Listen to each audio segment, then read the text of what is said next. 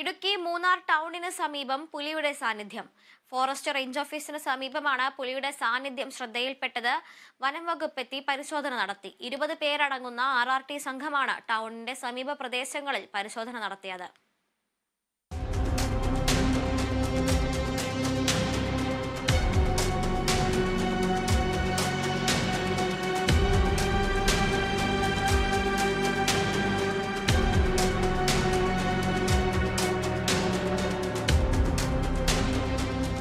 കാട്ടുകൊമ്പന്മാരടക്കം മൂന്നാർ മേഖലയിൽ കാടിറങ്ങി ഭീതി പരത്തുന്ന സംഭവം സാധാരണമായി കഴിഞ്ഞു.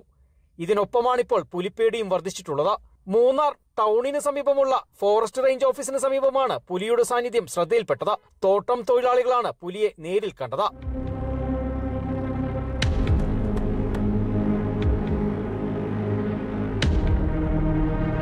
പിന്നീട് സംഭവം വനവകുപ്പ് ഉദ്യോഗസ്ഥരെ അറിയിച്ചു. പുലിയുടെ സാന്നിധ്യം ശ്രദ്ധയിൽപ്പെട്ട ഭാഗം കൊളുന്തെടുക്കാൻ മാത്രം തൊഴിലാളികൾ എത്തുന്ന ജനവാസമില്ലാത്ത പ്രദേശമാണ്.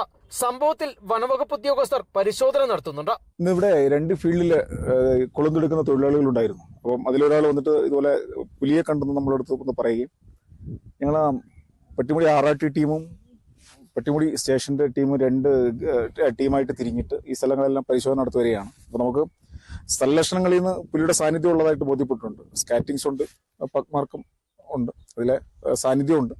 അപ്പോൾ നമ്മൾ കൂടുതൽ തുടർ പരിശോധനകൾ നടത്തിക്കൊണ്ടിരിക്കുകയാണ്. ഒരു RRT സംഘത്തെ കൂടെ വിളിച്ചിട്ടുണ്ട്. ഡ്രോൺ ഉപയോഗിച്ച് പരിശോധന നടത്താനുള്ള ശ്രമം ഈ ശക്തമായ കാറ്റ് കാരണം നടന്നില്ല. അപ്പം 20 പേരടങ്ങുന്ന RRTയുടെ 2 സംഘങ്ങൾ പരിശോധനയ്ക്കുണ്ട്. തോട്ടം മേഖലയിലെ വിവിധയിടങ്ങളിൽ മുൻപ് കടുവയുടെയും പുലിയുടെയുമൊക്കെ സാന്നിധ്യമുണ്ടായിട്ടുണ്ട്. വന്യജീവി ആക്രമണത്തിൽ വളർത്തുമൃഗങ്ങൾ കൊല്ലപ്പെടുന്ന സാഹചര്യവുമുണ്ട്. വേനൽ കനക്കുന്നതോടെ വന്യജീവി ശല്യം വർദ്ധിക്കുമോ എന്ന ആശങ്ക നിലനിൽക്കുകയാണ് മൂന്നാർ ടൗണിന് സമീപത്ത് തന്നെ പുലിയുടെ സാന്നിധ്യമുണ്ടായിട്ടുള്ളത്. Bineesh Antony, Kerala Vision News, Idukki.